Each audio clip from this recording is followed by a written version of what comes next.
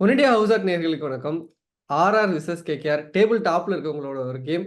Table toppers எப்படி விளையாடுவாங்களோ அந்த மாதிரி தான் விளையாண்டுருந்தாங்க. பட்லர் வந்து ஒரே ஆளாவே மேட்சை முடிச்சிட்டாரு அப்படின்னே சொல்லணும். ஸோ இந்த மேட்ச்ல ஆர்ஆர் எங்க ஜெயிச்சாங்க, கேகேஆர் எங்க மிஸ் பண்ணாங்க, இந்த மேட்ச் எப்படி இருந்துச்சு, இதெல்லாம் பத்தி பேசுறதுக்காக கிரிக்கெட் அனலிஸ்ட் விக்னேஷ் நம்ம கூட இணைஞ்சிருக்காரு. சார் வணக்கம் சார். வணக்கம். மேட்ச் எப்படி இருந்துச்சு சார்? இன்ட்ரெஸ்டிங்கா போச்சு. இந்த மாதிரி வந்து ஒரு செஞ்சுரி அடிச்சு வின் பண்ணி கொடுத்த ஒரு வீரர் அப்படின்னு சொல்லி பார்க்கும்போது ஜாஸ் பட்லர். அது ஒரு impact player. I think first time 100 ரன்ஸும் அடிச்சு வின் பண்ணி கொடுத்தது முதல் தடவையா தான் இருக்கும் அப்படின்னு நான் நினைக்கிறேன். அவர் ஃபுல் ஃபிட்டா கூட இல்ல, அதனால அனுப்புனாங்க. ஆமா ஆமா, எனக்கு தெரிஞ்ச வரைக்கும் 99% ஷூர் இதுக்கும் ஸ்டார்ட் எடுத்து பார்த்தா அதான் இருக்கும்னு நினைக்கிறேன். ஏன்னா இது வரைக்கும் இந்த மாதிரி ஒரு இம்பாக்ட் பிளேயர் வந்து ஒரு 100 ரன்ஸ் அடிச்சு வின் பண்ணி கொடுத்த சரித்திரம் நான் பார்த்த வரைக்கும் இல்ல. கண்டிப்பா கண்டிப்பா கண்டிப்பா. ஸோ ஒரு நல்ல மேட்ச் தான். ஸோ ஃபர்ஸ்ட் பட்லர் இன்னிங்ஸ் வர்றதுக்கு முன்னாடி கேகேஆர் சைடு போய் பேசிடலாம். கௌதம் கம்பீர் உள்ள வந்ததுக்கு அப்புறமே வந்துட்டு சுனில் நாராயண ஓப்பன் இங்கே அனுப்பணும் அப்படின்ற ஒரு முடிவுக்கு வந்தாங்க. அது அவங்களுக்கு நல்லா கை கொடுக்குது. அவர் வந்து ஒரு ஸ்பின்னர், பேட்டிங் வந்தோடனே அடிக்கணுன்ற மாதிரி அடிக்கிறாரு. ரொம்ப கம்மியான ஷாட்ஸ் தான் வச்சிருக்காரு. அப்படி இருந்துமே அவரை வந்து சில டீம்ஸ் வந்து விக்கெட் எடுக்கிறதுக்கு தடுமாறுறாங்க. இன்னைக்கு 100லாம் அடிக்கிறாரு. இதை எப்படி பாக்குறீங்க? சுனில் நாராயணோட பேட்டிங் எப்படி பாக்குறீங்க? சுனில் நாராயண் பேட்டிங் பாத்தீங்கன்னா அவர் வந்து அது வித் தி ஆர்க் வந்து அடிச்சுட்டே இருப்பாரு. அதாவது அவர் வித்து கொடுத்தீங்கன்னா அது வந்து இன்னைக்கு நீங்க மேட்ச பாத்தீங்கன்னாலுமே அவருக்கு நிறைய வித்து கொடுத்தாங்க. அதாவது வெளியில போட்டாங்க, ஸ்டம்புக்கு போடாம ஸ்டம்புக்கு வெளியில போட்டாங்க. அதை வந்து அவர் வந்து ஈஸியா அந்த ஒரு ஆர்க்ல வந்து அடிக்க ஆரம்பிச்சிட்டாரு. சரிங்களா? சோ இந்த மாதிரி இருக்கும்போது அந்த ஆர்க்ல போடக்கூடாது. ஓகே, அது அது வந்து 2 விதமான தியரிஸ் இருக்கு. ஒண்ணு, வெளியில போட்டா அடிக்கிறது கஷ்டம் அப்படின்னு சொல்லுவாங்க. சரிங்களா? இன்னொன்னு, ஸ்டம்புக்குள்ள போட்டாக்க உங்களுக்கு வந்து விக்கெட் கிடைச்சா கிடைக்கும், ஆனா you will go for too much in an over அப்படின்னு சொல்லிட்டு சொல்லுவாங்க. உனக்கு ரிஸ்க் எடுக்கிறது ரஸ்க் சாப்பிடுற மாதிரியா அப்படின்னு சொல்லி போலர்ஸ் கேட்டானா எந்த போலராலையும் நீ சொல்ல முடியாது. இன்னைக்கு போலர்ஸோட நிலைமையே என்னன்னா, போலிங் போட்டுட்டு கழுத்து வலிக்கு தான் அதிகமா இருக்கு. நீங்க பாருங்க, போலிங் போட்ட உடனே போலிங் போடும்போது கீழே பாக்குறாங்க, போலிங் போட்டு மேல பாக்குறாங்க. சரிங்களா? அப்ப கழுத்து வலிக்கு தானே செய்யுங்க. என்ன பண்ணுவாங்க நீங்க நினைச்சு பாருங்க. ஒரு போலரா இருந்தாக்க ரொம்ப கஷ்டமான ஒரு விஷயம் T20ல போடுறதுதான். எந்த போலிங் போடணும், என்ன போடணும் அப்படின்னு சொல்லி தெரியல. இன்னைக்கு ஃபாஸ்ட் போலர்ஸ் வந்து ஸ்லோவர் பால் போடுறாங்க. நின்ன இடத்துல இருந்து குணால் பாண்டியா ஒரு பால் போட்டாரு, ஒரு பவுன்சர் போட்டாரு பேட்ஸ்மேனுக்கு. அந்த மாதிரி இருக்கு. இன்னைக்கு வந்து யாரு ஃபாஸ்ட் போலர் யாரு ஸ்லோ போலருங்கிறது இன்னைக்கு T20க்கு அப்புறம் ஒண்ணும் தெரியல. சோ போலரோட நிலைமை ரொம்ப மோசம். சோ அதனால நான் இன்னைக்கு என்ன சொல்லுவேன், எதுக்கு நான் சொல்லும் போது நரேனுக்கு வந்து ஆர்க்ல வெளியில நிறைய போட்டாங்க, அவரும் அந்த மாதிரி அடிச்சிட்டாரு. இன்னைக்கு பேட்டிங் சர்ஃபேஸும் அந்த மாதிரி இருந்துச்சு. பட் எவ்ரி டைம் இதே மாதிரி கை கொடுக்குமா அப்படின்னு சொல்லி கேட்டீங்கன்னா இல்ல. இது இன்னும் ஸ்டார்ட் ஆஃப் த டோர்னமெண்ட்ல தான் இருக்கும் நம்ம. சரிங்களா? சரி பாருங்க, இன்னும் வந்து இன்னொரு ஒரு 10-15 நாள், அதாவது நீங்க மேக்கு அப்புறம் பாருங்க. ஓகேங்களா? இல்லாட்டி ஏப்ரல் எண்ட்ல இருந்து மேயோட பாருங்க, கொஞ்சம் வந்து பேட்ஸ்மேனுக்கு சாதகமா இருக்காது. ஏன்னா வந்து வேர் அண்ட் டேர் ஆகும். அப்படி இருக்கும்போது இந்த மாதிரி உங்களுக்கு ஒரு 220 240 இல்ல நேத்து அடிச்ச 287 அந்த மாதிரி வரதுக்கான வாய்ப்புகள் வந்து ரொம்ப கம்மியாகும். Okay sir. அப்படியே வந்தோம்னா அந்த சைடுல வந்துட்டு சுனில் நாராயண் இப்போ ஓப்பன் அனுப்புறதுனாலேயே பெருசா அங்க யாருமே மித்த பேட்ஸ்மேனுக்கு பெரிய வாய்ப்பு கிடைக்க மாட்டேன். அவங்களோட ரெகுலர் ஓப்பனரா இருந்த வெங்கடேஷ் ஐயரை பார்க்க முடியல. ஸ்ரேயஸ் ஐயர் நடுவுல வர்றாரு.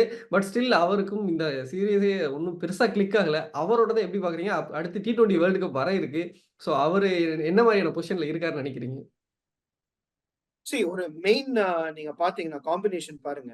நீங்க ஹைதராபாத் எடுத்து பாருங்க.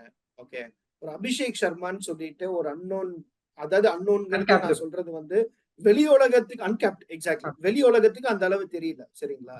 சோ அவர் வந்து தில்லுக்கு துட்டு அப்படின்னு சொல்லிட்டு வந்த பால்லாம் அடிக்க போறாரு. சரிங்களா? இதுவே வந்து ஒரு பேட்ஸ்மேன், ஒரு பிராண்டட் பேட்ஸ்மேன் இருந்தாங்கன்னா அவருக்கு மேல வந்து பிரஷர் அதிகமா இருக்கு. சரி, சோ அப்போ வந்து அந்த பெர்ஃபார்மன்ஸ் வந்து அவங்களால அந்த அளவுக்கு கொடுக்க முடியறது இல்ல. சோ இப்ப நீங்க பாத்தீங்கன்னாலும் ஸ்ரேயாஸ் ஐயர் நான் எடுத்துட்டு போனோம், ஒண்ணும் இல்ல. இன்னைக்கு பாருங்க, Ashwin is a very good batsman than what it was today. நீங்க பாத்தீங்கன்னாக்கா அவர் தான் வந்து ஒரு சமயத்துல உள்ள வந்து ரன் ரேட்டை கீழே இறக்கி விட்டாரு. ஓகே, 8 பால் 8 ரன் 11 பால். அத பத்தி நான் பேசணும்னு இருந்தேன் சார், பேசலாம். சோ இல்ல, அதுவே வந்து ஒரு மொமெண்டம் ஷிஃப்ட் ஆச்சு. சரிங்களா? அஸ்வின் என்ன நினைச்சாருன்னா, எனக்கு ரோல் கொடுத்திருக்காங்க, நான் நின்னு கொஞ்சம் விளையாடி கொடுக்கணும் அந்த டைம்ல அப்படின்னு சொல்லிட்டு. சோ அவருக்கு அந்த ஃப்ரீடம் அந்த டைம்ல வரல. ஏன்னா விக்கெட் போனதுனால 4 விக்கெட் போயிருக்கு, 5 விக்கெட் போயிருக்கு. நம்மள முன்னாடி அனுப்புறாங்க. யூஸ்வலா அவர் வந்து 6-7ல வரும்போது 4 டவுன் 5 டவுன்ல வரும்போது சரி நான் நின்னு விளையாடி கொடுக்கணும், அதுக்கு தான் இந்த ரோல் கொடுத்துருக்காங்கன்னு சொல்லிட்டு அவருக்கு அந்த ஃப்ரீடம் வரல அடிக்கிறதுக்கு. ஏன்னா ஓகே. இன்னொரு இடத்துல பட்லர் இருக்காரு, நான் போய் அடிக்க போயிட்டு அவுட் ஆனா என்ன ஆகும் அப்படின்னு சொல்லி. ஆனா பையன் 10 பால் ஆடி முடிச்ச அப்புறம் அவர் கட்டாயமாக அந்த ஷாட் ஆட வேண்டிய நிலைமை வந்துருச்சு. ஓகே. சோ அதுதான் இன்னைக்கு ஒரு நிலைமை. சோ ஒரு பிராண்டட் பிளேயருக்கும் அன்பிராண்டட் பிளேயருக்கும் இருக்கக்கூடிய டிஃபரன்ஸ் என்னன்னா இந்த பிரஷர் ஃபியர்லெஸ் இல்லாம கிரிக்கெட் ஆடுறாங்கன்னு அப்படின்னு நான் நினைக்கிறீங்க. சொல்லுவேன். அதேதான். ஓகே. பிரஷர் இல்லாம ஆடுறாங்க. அந்த ஓகே. ஃபியர் இல்ல. Fear of failure okay. அப்படிங்கிற ஒரு விஷயம் அவங்களுக்கு கிடையாது. Okay, okay sir. ஸோ நீங்க கரெக்ட்டா அந்த இடத்துக்கு தான் வந்தீங்க. இப்ப செகண்ட் இன்னிங்ஸ்ல பார்த்தோம்னா, ஒரு நல்ல ஸ்டார்ட் கிடைச்சுச்சு. ஜெய்ஷ்வால் வந்து இன்னமும் பெரிய லெவல்ல கிளிக் ஆகல. அத நம்ம தொடர்ச்சியா பார்த்துக்கிட்டே இருக்கோம். சின்ன சின்ன ஸ்டார்ட் குடுத்துட்டு அவுட் ஆயிட்டு இருக்காரு. அஸ்வின முடிச்சுட்டு வந்துரலாம்னு நெனைக்கிறேன். அ சஞ்சு சாம்சனோ இல்ல ஆர்ஆர் மேனேஜ்மென்ட்டோ என்ன ஐடியால அவர அனுப்பி விக்கெட் போயிருச்சு ரைட். ஆனா அந்த டயத்திலேயே வந்துட்டு அது ஒரு 12 run rate record run rate இருந்துட்டு இருந்துச்சு. அப்ப அஸ்வின் அனுப்புறதுன்றது என்ன மாரியான ஸ்மார்ட் மூவ், என்ன மாரியான ஸ்ட்ராட்டஜின்றத புரிஞ்சுக்க முடியலையே. சோ இது 2, 3 விஷயங்கள் இருக்கு. ஒண்ணு ஓகே. நெறைய விக்கெட்ஸ் விழுந்துட்டு இருக்கும்போது, உங்களுக்கு பினிஷர் ரோல்ல ராவ்மன் பாவலும், உங்களுக்கு ஹெட்மயரும் 2 பேரும் இருக்காங்க. ஆமா. சரிங்களா? 2 பேருமே அக்ரெசிவ் பேட்ஸ்மேன். சரிங்களா? அது ஒண்ணு. சோ அவங்கள வந்து லாஸ்ட் 4 ஓவர்ஸ்ல 40 ரன், 50 ரன் அடிக்கணும்னாலும், அது அவங்க natural hitters. Okay. Ashwin is not a natural hitter. He is a stroke player. Okay. சரிங்களா? சோ அவர்கிட்ட போயிட்டு கடைசியில 4 ஓவர்ல 50 ரன் அடி அப்படின்னு சொன்னானாக்கா, அஸ்வினால அத அடிக்க முடியாது. ஆனா ராவ்மன் பவுல் ஏன்னா அவங்க ஷியர் பவர் இருக்கு. ஆமாமா. ஒண்ணு விட்டாங்கனாக்கா அங்க ஸ்டேடியத்தை விட்டு வெளில போயிடும். அந்த அளவுக்கு அவங்க வந்து வச்சிருக்காங்க. அந்த பில்ட், அந்த கெப்பாசிட்டி, அந்த வெஸ்ட் இண்டியன் பிரீடு வந்து அந்த மாதிரி உங்களுக்கு. சரிங்களா? சோ ராமன் பவலா இருக்கட்டும், ஹெட்மயரா இருக்கட்டும். சோ அவங்களும் இந்த மாதிரி முன்னாடி ஆடி கொடுத்திருக்காங்க. சோ எல்லாருக்குமே தெரியும் அவங்களோட பவர் ஹிட்டிங் எப்படி இருக்கும். அது நம்பர் 1. ஓகே. நம்பர் 2 நீங்க முக்கியமான ஒரு விஷயம் நீங்க பாத்தீங்கன்னா, ஸ்பின்னர்ஸ், மிஸ்ட்ரி ஸ்பின்னர்ஸ் இருக்காங்களா, வருண் சக்கரவர்த்தி. ஏன்னா அவர் நிறைய இந்த சொடுக்கு பால் இல்ல போடுவாரு. ரைட். ஆமா. இப்படி ஒண்ணு விடுவாரு, இப்படி ஒண்ணு விடுவாரு. சரிங்களா? அதே மாதிரி வந்து உங்களுக்கு சுனில் நரேந்திர நாராயணன் அதே மாதிரி இருக்காங்க. சோ சம்டைம்ஸ் வந்து இந்த வெஸ்ட் இண்டியன் பிளேயர்ஸ் வந்து அதை பிக் பண்ண மாட்டாங்க. Okay, okay. சரிங்களா? சோ இன்னைக்கும் பாத்தீங்கன்னா உங்களுக்கு ஹெட்மயர் பிக் பண்ணல. அதனால தான் ஆமா, ஃபர்ஸ்ட் பால் டக் அவுட் ஆனாரு. ஆமா. சரிங்களா? ஒரு விக்கெட்ல வந்து ஒரு ஆஃப் பவுன்ஸ் ஆச்சு. டிஸ்மிஸல். அது இப்படி ஆடினாரு. அது அப்படியே வந்து கேட்ச் வந்தது. ஓகே. சோ இது வந்து ஒரு எப்போதுமே வெஸ்ட் இண்டீஸ் நான் பார்த்திருக்கேன். இன்னைக்கு இந்த மேட்ச்ல மட்டும் இல்ல. நீங்க பாருங்க ஈவன் போலார்டு கூடயும் இந்த மாதிரி ஒரு மிஸ்ட்ரி ஸ்பின்னருக்கு வந்து அவுட் ஆறவர். ஓகே. ஆனா இதே ஃபாஸ்ட் பவுலரா இருந்தா நல்லா விளையாடுவாரு. சோ இத காம்பன்சேட் பண்றதுக்கு இந்த 4 ஓவர் இவங்க ஒரு ஒரு ஒரு சூப்பர்பா போட்டுட்டு இருக்காங்கன்னா, இத வந்து ஈடு கொடுத்து ஆடக்கூடிய வந்து ஒரு பேட்ஸ்மேன் யாரு அப்படின்னு சொன்னா கொஞ்சம் சென்சிபிள் பிளேயர் யாருன்னு பாத்தீங்கன்னா ரவிச்சந்திரன் அஸ்வின். ஓகே. அதுக்காக தான் வந்து அவரை வந்து உள்ள இறக்கினாங்க. அதுவும் ஒரு ரீசன். கண்டிப்பா சார். ஸோ இப்ப இந்த மேட்ச்ல மொத்தமா அந்த சைடு ஒரு 11 பேர், இங்க ஒரு 10 பேர் இருக்காங்கன்னா, ஆனா ஒருத்தர் தனியா நின்னாருன்னா, அது ஜாஸ் பட்லர். 20 ஓவர் பேட்டிங் ஆடி, ஒரு 100 அடிச்சு டீமையும் ஜெயிச்சு குடுத்தாரு. அதுவும் கடைசில ஒரு 4 ஓவர் அப்ப அதர் எண்ட்ல பேட்ஸ்மேனே இல்ல. ஸோ எல்லா ரன்னையுமே இவரே அடிக்க வேண்டியிருக்கு. சிங்கிள் கூட போக முடியல. அப்படி ஒரு சிச்சுவேஷன்ல இருந்து முடிச்சிருக்காரு. ஸோ அவரோட இன்னிங்ஸ் பத்தி நீங்க என்ன நினைக்கிறீங்க? Unbelievable, unbelievable. சரிங்களா? இது வந்து ஒரு ஃப்ளாலெஸ் இன்னிங்ஸா நான் சொல்லுவேன். ஒரு அந்த மாதிரி ஒரு கேட்ச் கொடுத்தோ, இல்லாட்டி வந்து சான்ஸ் கொடுத்தோ, ஏதோ ஒரு 1, 2 எல்பிடபிள்யூ அப்பீல் ஏதோ ஒண்ணு கேட்டாங்க. அதுவுமே வந்து ரெஃபர்லாம் போயிட்டு ஒண்ணும் அந்த அளவுக்கு வரல. அவர் எல்லா இடத்துலயும் ஷாட்ஸ் வச்சிருக்காருங்க. சரிங்களா? ஓகே. சோ அதனால வந்து அவருக்கு இந்த பிட்ச் வந்து சூப்பர்பான ஒரு பிட்ச். என்ன ஒண்ணு ஒரு இங்கிலீஷ் பேட்ஸ்மேன் இந்தியால, கொல்கத்தால இந்த மாதிரி ஆடுறதுங்கிறது ரொம்ப பெரிய விஷயங்க. நமக்கே சென்னையில இருக்கும்போது ஏன்னா சென்னையோட ஹீட் தான் அங்கேயும். ஆமா, ஆமா. அங்கேயும் வந்து அதே மாதிரி உங்களுக்கு ஹியூமிடிட்டி. இருக்கிற ஈரப்பதமும் தான் அங்கேயும் இருக்கு. ஹியூமிடிட்டியும் அதே மாதிரி தான் இருக்கு. இதுக்கு ஓடி நம்மளே 4 தடவை ஓட்டு வந்தோம்னா ஒண்ணு இருக்கும். அது வந்து நீங்க இங்கிலீஷ் பேட்ஸ்மேன் பாருங்க.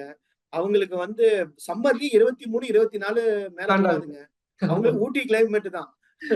அவர போய் இவ்வளவு தூரம் ஓடி அவள ஆடணும்னா, அதுக்கு வந்து ஹேட்ஸ் ஆஃப். அவரோட கமிட்மெண்ட், ப்ரொஃபஷனல் கமிட்மெண்ட் எந்த அளவுக்கு அவர் விளையாடி இருக்காரு.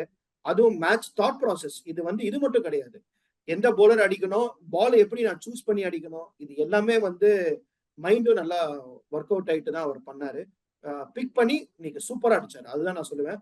200% மார்க் கொடுக்கணும் அப்படின்னு சொல்லி பாத்தீங்கன்னா, அது வந்து இன்னைக்கு ஜாஸ் பட்லர் தான். அவர் வந்து கேம வந்து ஏன்னா அது வரைக்கும் பாத்தீங்கன்னா 40, 50 தான் இருந்தாரு. அந்த 5, 6 விக்கெட் ராமன் பவல் அவுட் ஆன அப்புறம் தான் அவர் இன்னும் இவர் பிக்கப் அடிகார். பண்ணாரு. அது வரைக்கும் வந்து அவர் வந்து பிக்கப் பண்ணல. ஒரு ஒரு சைட்ல வந்து ஆடிட்டு இருந்த மாதிரி தான் இருந்துச்சு.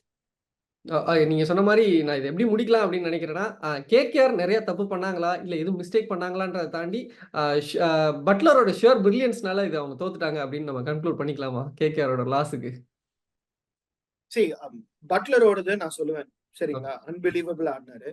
ஒரே ஒரு கேகேஆரோட லாஸ் என்னவா இருக்கும் அப்படின்னு பாத்தீங்கன்னாக்க, ஸ்லைட்லி இன்எக்ஸ்பீரியன்ஸ் போலர்ஸை லாஸ்ட் 2-3 ஓவர்ஸ் போட வச்சாங்க. ஓகே. சரிங்களா?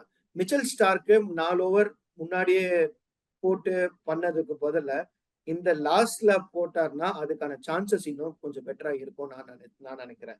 ஓகே. ரெண்டாவது மிச்சல் ஸ்டார்க்கோட ஒருத்தர் உங்களுக்கு ஒரு போலர் இல்ல.